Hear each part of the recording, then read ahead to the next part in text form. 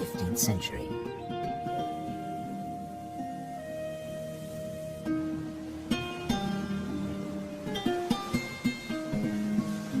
"400 years later, the vineyards were abandoned as islanders left for America.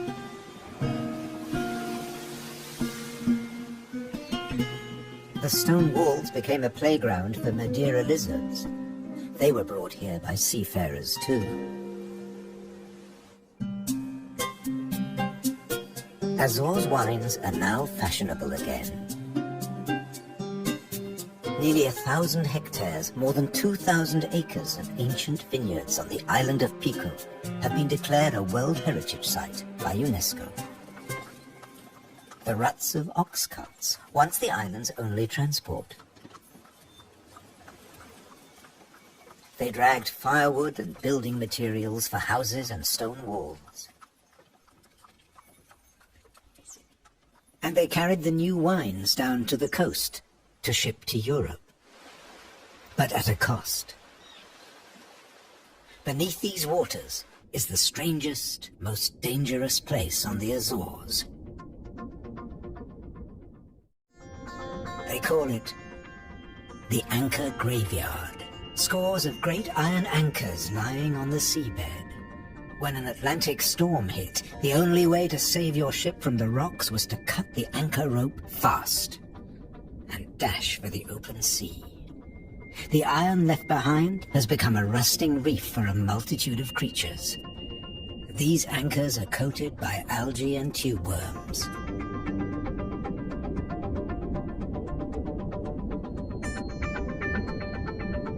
A shark's outline protects hiding fish.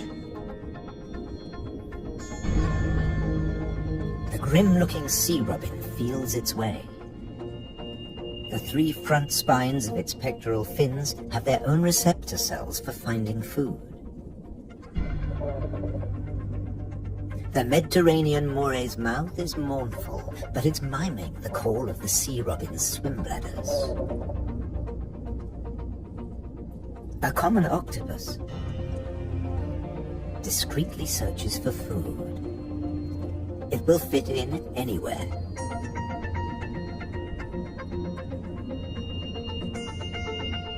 While bearded fireworms clear up the corpses in the Anchor Graveyard.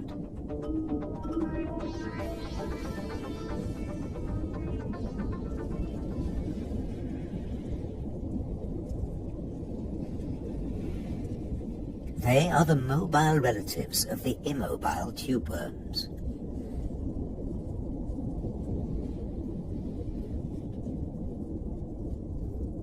The octopus has found another spot to test its camouflage skills.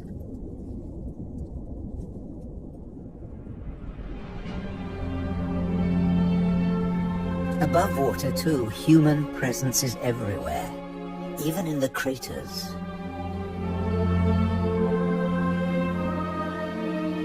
Any straight line means a wall. One that protects the grazing horses and cattle. By keeping the grass short, these domestic animals help the seasonal visitors that have been coming here for thousands of years. The ruddy turnstone digs to find fresh food. Black-bellied plover fly in from Russia on their way to their winter quarters in South America and South Africa.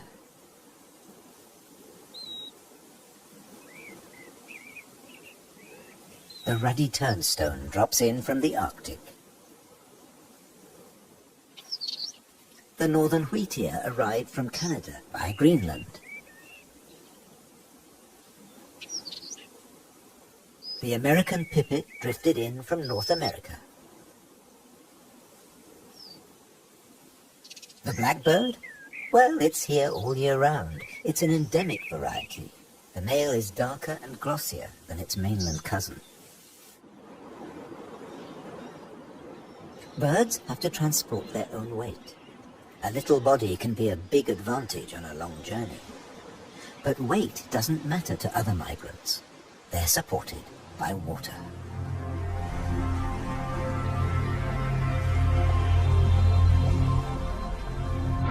Humpback whales migrate between the Arctic and the tropics.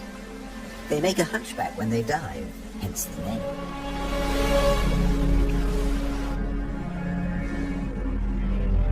A pod of fin whales, the blue whale's closest relatives. The two species can interbreed. They swim back and forth between Arctic and subtropical waters.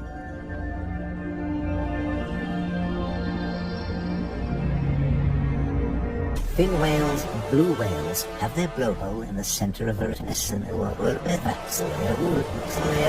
their skulls. Sperm whales have theirs on the left.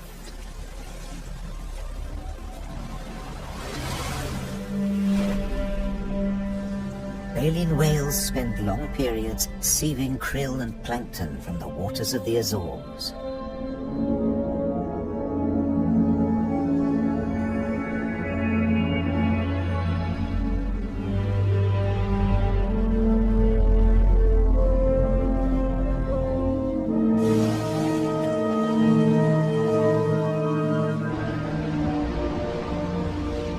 They leave their excreta behind them. It feeds vegetable phytoplankton. Animal plankton eat the phytoplankton, and at the other end of the food chain are fish and the whales themselves. But a great deal of whale food comes from deeper down.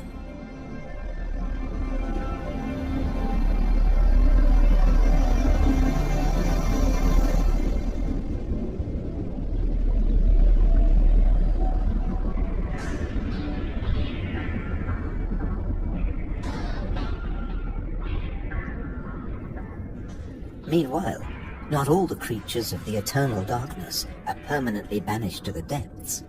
Every night, countless organisms leave the realm of the bizarre anglerfish and rise into shallower waters. Colossal amounts of krill join them on the upward journey. A nightly vertical migration. Salps and bioluminescent comb jellies illuminate the greatest movement of biomass on Earth. All here to harvest the vegetable plankton, or get eaten themselves. This innocent-looking blob is anything but. A Portuguese man-o'-war is a colonial organism, a conglomeration of polyps serving different functions. One polyp is the sail. Innumerable other polyps repel invaders or catch booty with tentacles that stretch up to 30 meters. On the right, a salp has become ensnared. Venom from stinging cells kills the prey. The tentacles drag it to the mouth.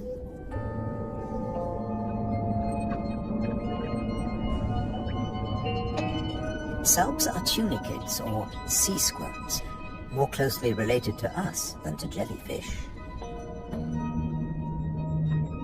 Delicate bands of muscle rhythmically contract, pumping water through the salp's body, filtering its food.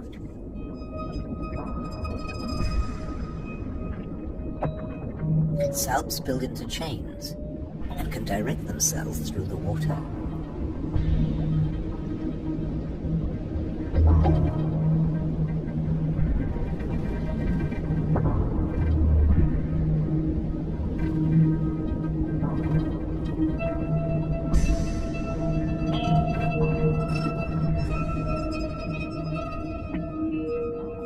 A chain can be up to a meter or longer.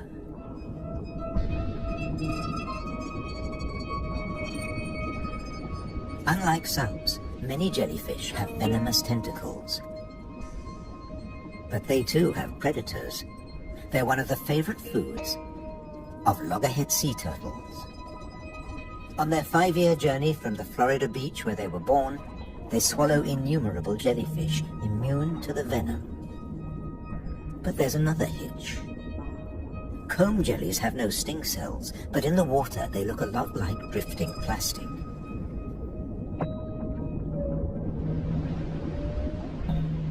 And that's the problem. The turtles try to eat plastic, and it kills them.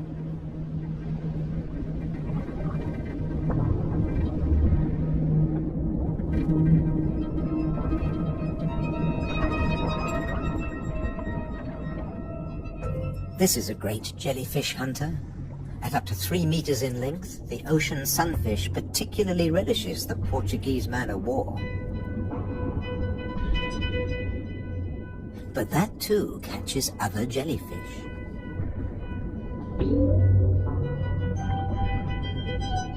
The sunfish can dive. This heaviest of all bony fish tears its prey apart in the depths.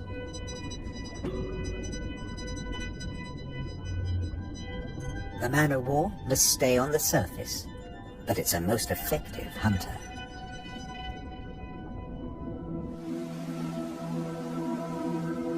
The Cory's shearwater also has a successful strategy, at least in its familiar world.